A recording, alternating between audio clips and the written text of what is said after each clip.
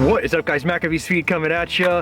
Great episode today, unveiling the carbon fiber P-Rod. From the carbon fiber themed moderator up here, to that CV Life bipod, to the badass Monstrum Tactical 3x12x44 scope up top. This thing is set up for success. To be honest with you guys, I've wanted a Marauder pistol for a really long time, but purchasing one new in its factory format at almost $500 seemed kind of cost prohibitive to me as far as what I was actually getting out of it.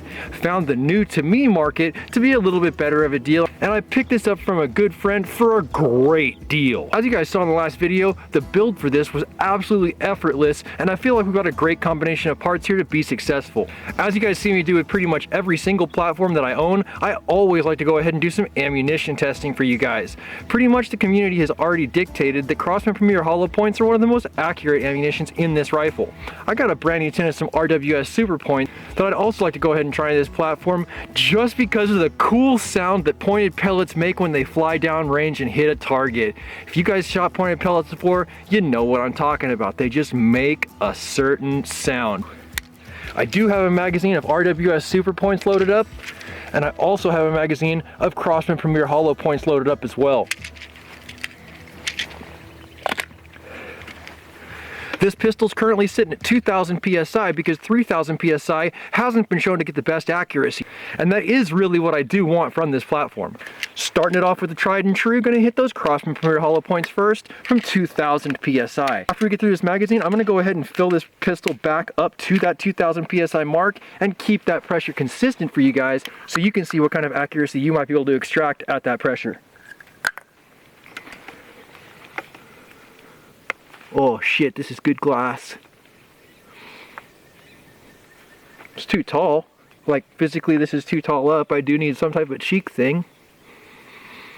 But for now, we're gonna use the chin. Chin weld, not cheek weld. Like, realistically, I could do without this entire adapter and just go dovetail on this whole thing and be better off for it. I don't know that I'm gonna be able to shoot this.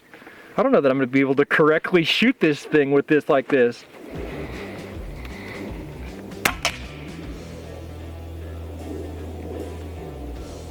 Guess I should have had the safety on negligent discharge and damn near a bullseye, good lord.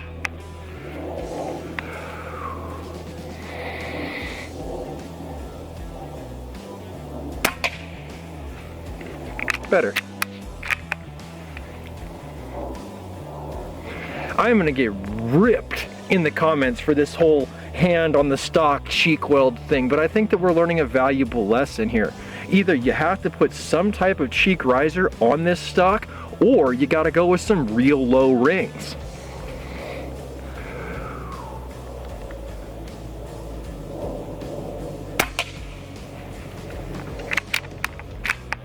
Finding this out at the range is not contributing to accuracy today.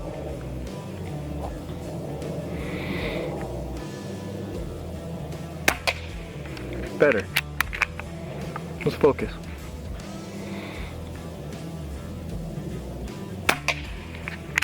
Not bad.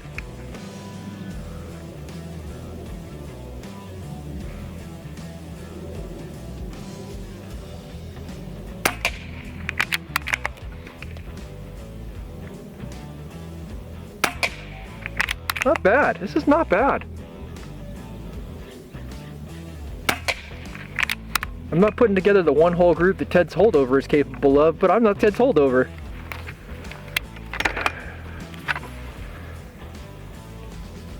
We've gone from 2,000 to approximately 1,800 PSI over those shots right there.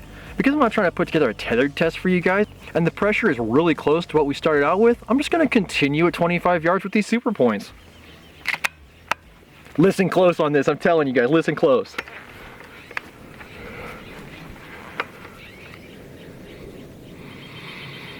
Try to do it without my hand.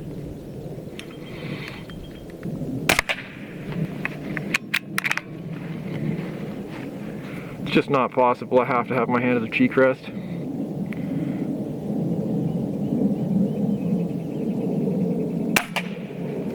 Hear it? Let's really try. Let's really try without the cheatgrass.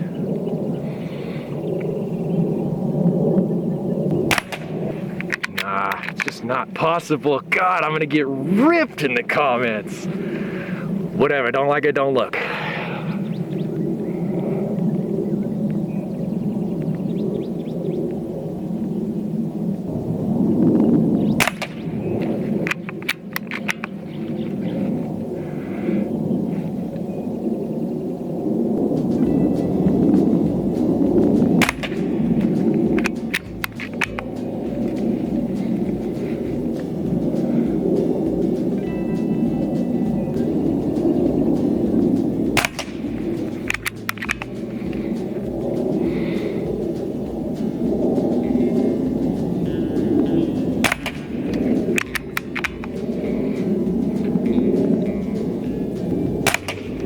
Really decent. As far as like a lack of pellet pickiness, being able to put it exactly where you're aiming, that's pretty good for me.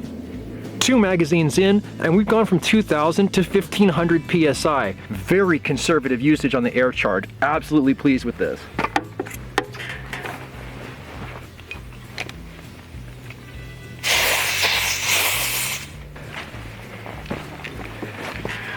Alright guys, just as promised, we've gone ahead and we've filled this rifle back up to a more nominal pressure here. We've gone ahead and we've filled up a couple more magazines, both one of the Crossman Premier Hollow Point and one of the RWS Super Point. We're ready to move out to the 50-yard mark. Let's go ahead and see what we can do with a less than optimal optics setup on a known to be accurate pistol setup. Let's get right into it. There's more that can be done here. Honestly, I'm not pleased with it, and half of it's got to do with the equipment.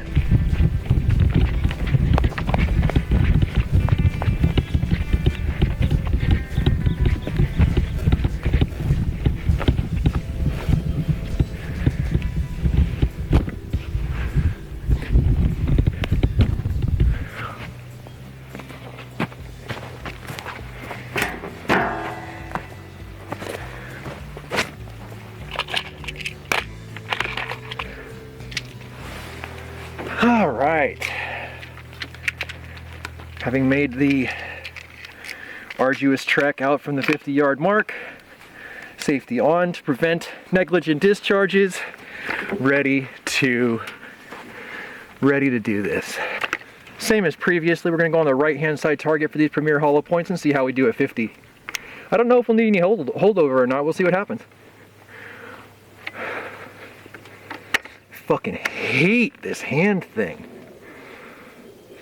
More zoom. All of it. Knobs are all stiff and brand new. Man, I wish I didn't have to do this.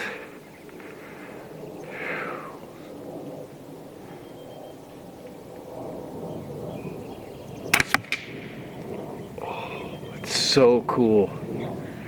I really regret not having a scope cam for you guys because you can physically follow this pellet and it's just doing this. It's so cool. I say adjust nothing.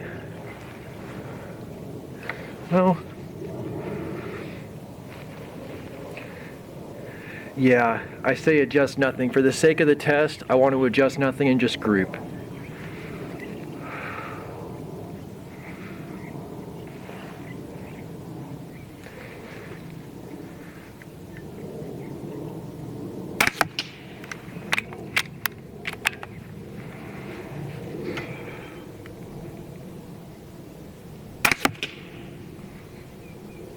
I am going to raise it.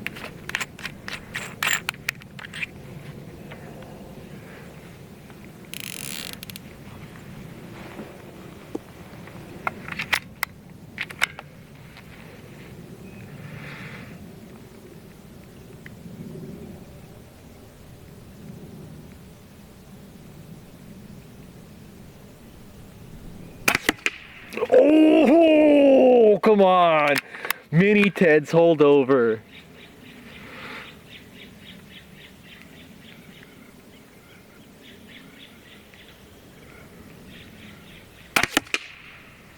A little bit high.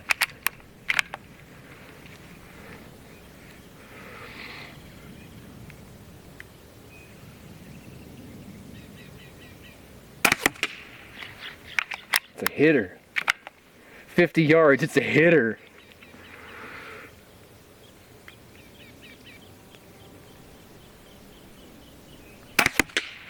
Fuck, I pulled the shit out of that. I am absolutely 100%, as soon as I get in cell service, going to order dovetail rings so I can eliminate this trash hold on this thing. God, I feel like I could just tighten my grooves 100% better if I didn't have to do this stupid number. Let this be a lesson to you guys what not to do.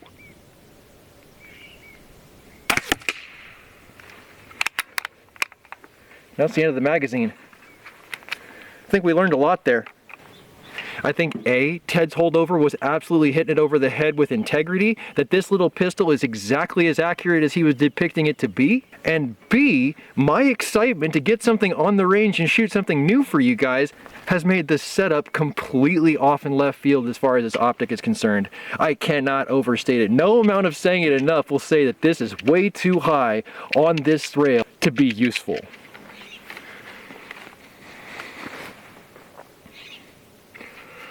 Right hand side target, RWS super points, fire.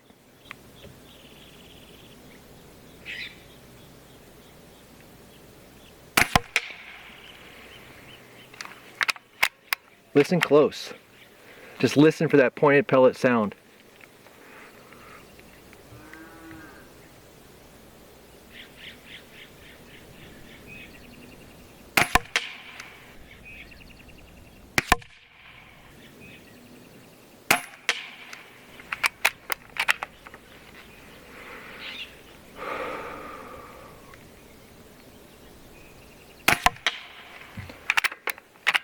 It's just all over like this. Trying to hold on to this rifle, that's just the exact wrong way to do it.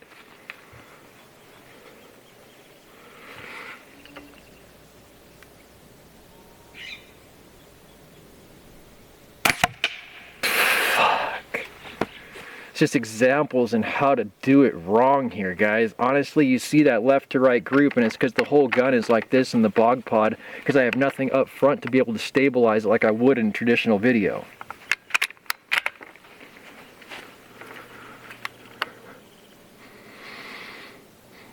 It's just not possible.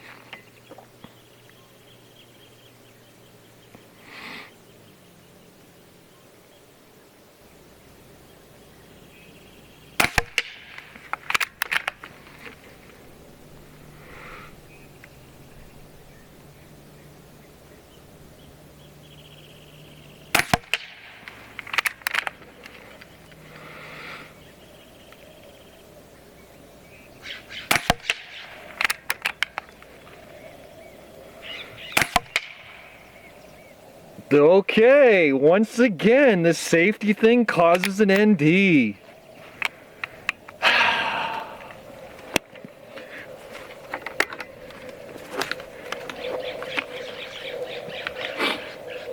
So in addition to the optic, I think that the Crossmember hollow points in general are a more accurate round than the RWS super points. Obviously I can't validate that with any certainty because of the trash ass setup that I have as far as the scope is concerned currently, but I do want to go ahead and see if we can hit that radioactive man at the 50-yard mark with some Crossmember hollow points that have already performed well for us. After those two mags, we're still looking at about 17 to 1800 PSI, so I do feel good about this.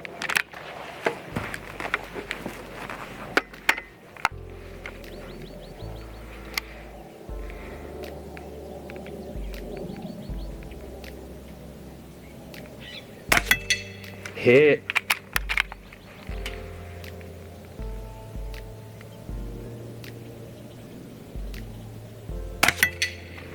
Hit. Can we go the whole mag?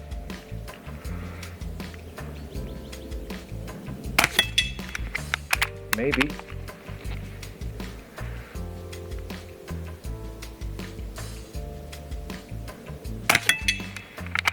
It's working.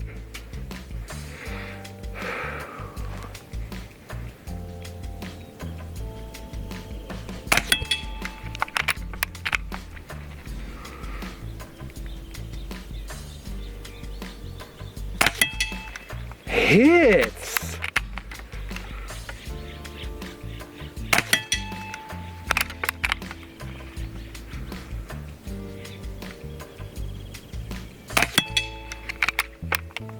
I like what I see there. By far, that was the most gratifying part of the entire video. Now I know it's the size of a playing card, so it is kind of a big target at 50 yards, but still to be able to connect on every single shot in the magazine really speaks not only to the ammunition, but also to this little pistol. Obviously, this is far from optimal as far as this scope is set up currently, but I do think that this platform has great potential for us to do some great things with it in the future. If you like today's episode, give it a thumbs up. If you want to see more content like this, make sure you subscribe for more with that notifications button so you can stay current on the channel as well as when new videos come out. If you really like this video, make sure you share it so that somebody else can see it, and I'll catch you boys in the next one.